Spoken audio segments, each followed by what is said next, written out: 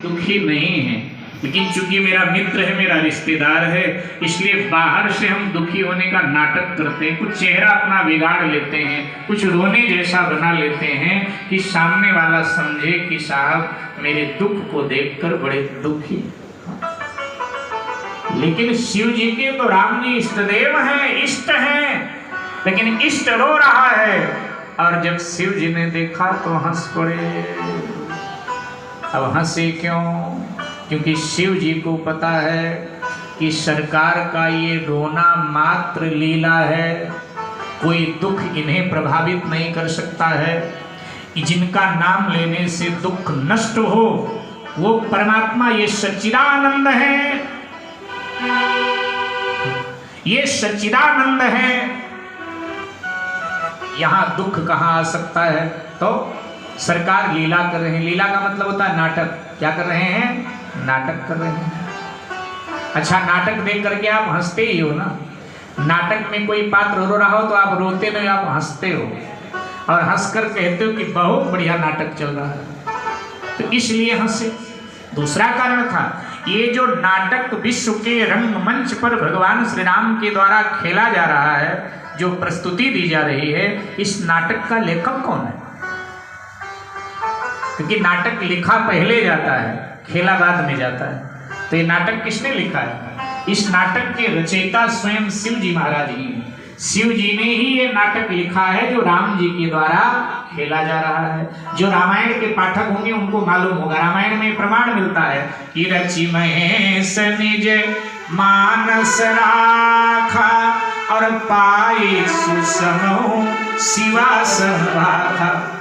तो शिव जी इसलिए भी हंसे कि वाह प्रभु वाह, जितना अच्छा हमने लिखा नहीं था उससे कहीं अधिक श्रेष्ठ आप उसका मंचन कर रहे हैं, आप उसकी प्रस्तुति विश्व के रंगमंच पर कर रहे हैं। इसलिए शिव जी हंसे, राम जी को रोते थे। और अब शिव जी ने राम जी का ध्यान किया, सर्वांग दर्शन किया, शीश से चरण तक राम जी पर दृष्टि डाली। और जैसे दर्शन किया, दर्शन में शिव जी जैसे डूबे साहब, तो भगवान शंकर की समाधि, आंख खुली, मुंह खुला, पांव रुक गए और उनके आंखों से प्रेमाश्रु बहने लगे। तट पर जो बाघंबर बंधा था, शरीर पुलकित हुआ, ढीला हुआ, तो बाघंबर भी नीचे सरकने लगा। गले में जो नाग पड़े थे, बार बार फन हिला रहे थे, उन नागों ने अपने आंखों से प्रत्यक्ष श्री राम का दर्शन किया, तो नाग भी अपने आप को भूल गए। इतना सौंदर्य भगवान श्री राम ने कि उनके सौंदर्य में नाग भी डूब गए। चंद्र मस्तक पर था, चंद्र ने जैसे श्री राम का दर्शन किया तो भी अपने आप को भूल गया और चंद्र के शरीर से अमृत रस टपकने लगा। सती जी ने देखा, ये सब हैरान हुए, एकदम शिव जी को हिलाने लगी। पतिदेव पतिदेव, ये क्या हुआ? ये हो क्या रहा है?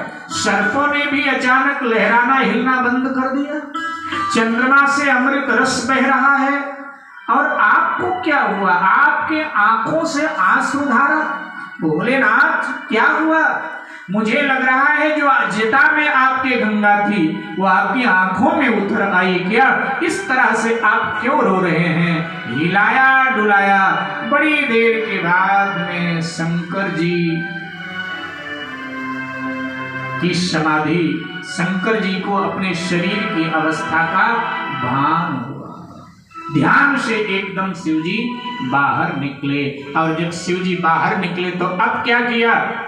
भगवान श्री राम की ओर सर झुका करके हाथ जोड़कर प्रणाम किया और बोल पड़े, सच्चिदानंद भगवान की जय हो। और ये कहकर सर झुका दिया, और जैसे सर झुकाया सती का माथा ठनक गया। सती ने कहा, भोलेनाथ ये क्या कर रहे हैं? आप जगत वंदनीय हैं, देव दानो मानो यक्ष गंधर्व किन्नर सब आपको वंदन करते हैं, सब आपको प्रणाम करते हैं, और आपने राजा दशरथ के पुत्रों को प्रणाम किया। ये क्या मामला?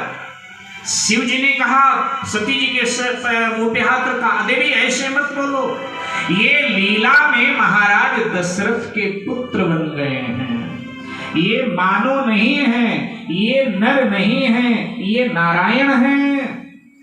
देवी, जिनकी कथा अगस्त जी ने मुझे सुनाई और जिनकी भक्ति मैंने दक्षिणा में अगस्त जी को दिया, ये वही मेरे आराध्य देव, चराचर जगत के नियंता, परात्पर ब्रह्म परमात्मा श्री राम है। ये लीला में दशरथ कौशल्या के भक्ति के विवश होकर उनके पुत्र बन गए हैं। मूल में ये ब्रह्म है। देवी, तुम भी इन्हें प्रणाम करो। दिन रात मैं इन्हीं का नाम जपता हूं, देवी प्रणाम करो। सती जी ने कहा कि मैं तुम्हारे तरह भोली थोड़ा, तुम तो ठहरे भोलेनाथ। दुनिया खावे सेब संतरा, तुम्हें चढ़ावे धतूरा, तू भी राजी। दुनिया पीवे शुद्ध दूध और तुम्हें चढ़ावे तो एक लोटा पानी, आधा चम्मच दूध, तब भी तुम राजी। मैं तुम्हारे तरह भोली नहीं हूं, हर किसी को मैं भगवान मान लूं। नहीं नहीं, सुनो महाराज, मैं दक्ष की बेटी हूं, मैं पढ़े लिखे बाप की बेटी हूं और मैं स्वयं पढ़ी लिखी हूं। महाराज, वेद कहता है कि ईश्वर सर्वत्र है और ईश्वर सर्वज्ञ है। सर्वत्र का अभिप्राय ईश्वर सब जगह है और सर्वज्ञ का अभिप्राय ईश्वर सब कुछ जानता है। तो अगर ये ईश्वर हैं तो क्या यहाँ है तो लंका में नहीं है क्या? और अगर सब जगह है तो सीता का विरह कैसा, वियोग कैसा? और अगर ये सर्वज्ञ हैं तो इन्हें मालूम होना चाहिए कि इनकी सीता को रावण ले गया, तो ये सबसे क्यों सीता का पता पूछ रहे हैं? इसका मतलब ये अल्पज्ञ है, ईश्वर नहीं है, मनुष्य है। शिव जी ने कहा नहीं नहीं, ये सर्वज्ञ है, सर्वत्र है, लेकिन ये जानकर अनजान होने की लीला कर रहे हैं। क्योंकि मनुष्य के रूप में अवतार लिया है तो इसलिए मनुष्य जैसा कार्य प्रभु कर रहे हैं। सती जी ने कहा आप इन्हें ईश्वर कहो, मैं तो नहीं। आप इन्हें ईश्वर कहते हो लेकिन मैं इन्हें समझदार मनुष्य भी नहीं मानती। क्यों? देखो, स्वर्ण का मृग आया सामने इनके, बोले हाँ, बोले तो ना समझ मनुष्य भी समझ लेता है कि सोने का मृग ना भूतो ना भविष्य, सोने का मृग ना कभी हुआ है ना कभी होगा। अब जो सोने के मृग के पीछे बाण चढ़ाकर दौड़े वो बुद्धिमान मनुष्य हो सकता है? मुझे तो लगता है कि ये मूर्खता की हद है और इसीलिए शायद महाराज दशरथ ने इनको वन में भेज दिया। नहीं, कौन अपने पुत्र को वन में भेजता है? अतुल अमान जानते दीन पिता बनवास, देखा कि कोई गुण है नहीं, इसीलिए पिता ने इनको वन में भेज दिया। शिव जी ने फिर सती के मुख पे हाथ रखा और बड़े विनम्रता से निवेदन किया, देवी ऐसा मेरे आराध्य के लिए, मेरे भगवान के लिए ऐसा मत बोलो, ये ईश्वर है।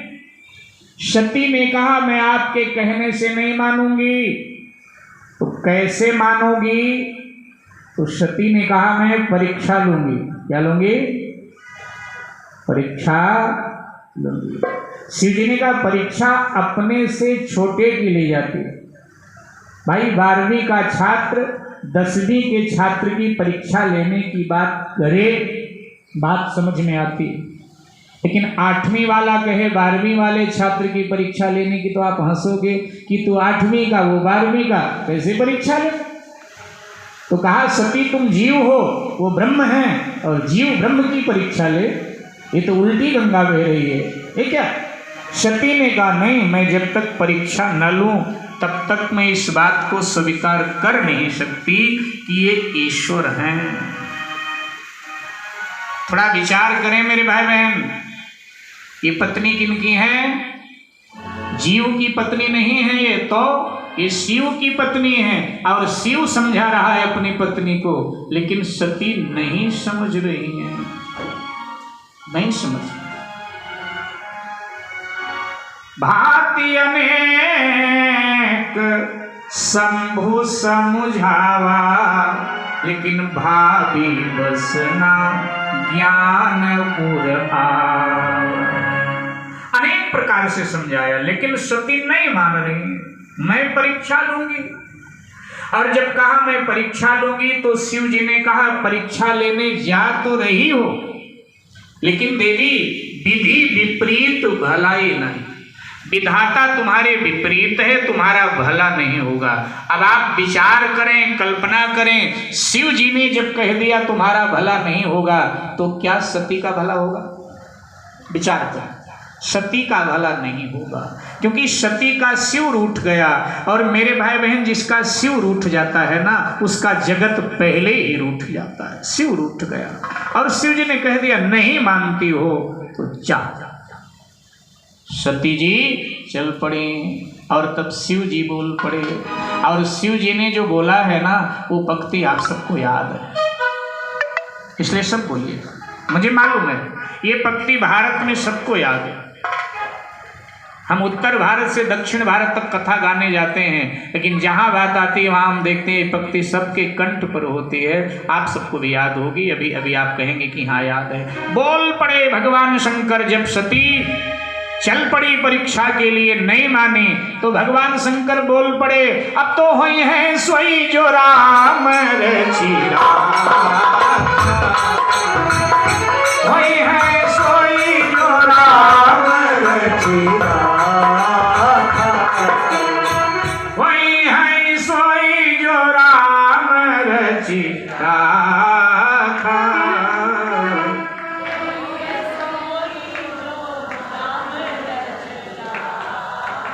देखो ये पंक्ति आप सबको याद है।